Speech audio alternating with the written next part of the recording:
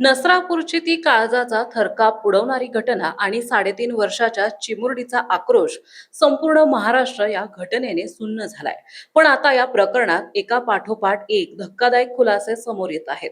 CCTV footage मधील ते रहस्यमय बोचकं आणि शवविच्छेदन अहवालात अंगावर काटा आणणारा दावा करण्यात आलाय.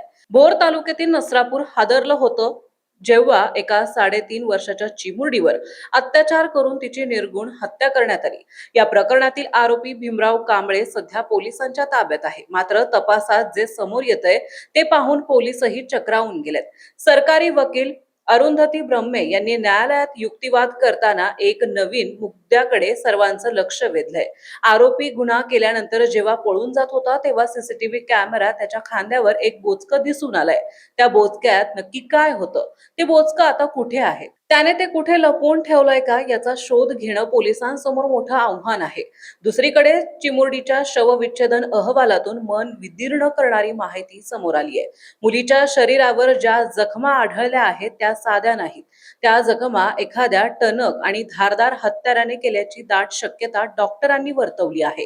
ते हत्यार कोणतं, आरोपीने ते सोबत का ठेवलं होतं, या प्रश्नांची उत्तर अद्याप मिळालेली नाहीत. तपासादरम्यान आरोपीच्या हातात शेवचा पुडा देखील दिसला आहे. चिमुरडीला आमिष दाखवण्यासाठी त्याने हा पुडा कोणत्या दुकानातून घेतला, त्या दुकानदाराने आरोपीला पाहिलं होतं का, या सर्व तांत्रिक पुराव्याची साखळी जोडवण्यासाठी पोलिसांनी आरोपीची अधिक चौकशी करायची आहे.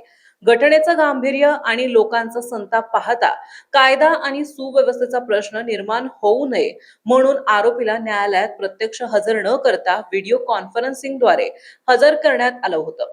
सरकारी पक्षाचा युक्तिवाद ग्राह्य धरत विशेष पोक्सो न्यायालयाने आरोपी भीमराव कांबळेची पोलीस कोठडी 12 मे पर्यंत वाढवली आहे. आता त्या बोचक्याचं रहस्य आणि धारदार हत्यारांचा शोध पोलीस कसा लावतात याकडे सर्वांचं लक्ष लागलंय. महत्त्वाच्या बातम्या पाहण्यासाठी आजच आमच्या महाराष्ट्र लाईव्ह वरला सबस्क्राईब करा आणि बेल आयकॉन प्रेस करा. तसेच इंस्टाग्राम आणि फेसबुक वर फॉलो करा.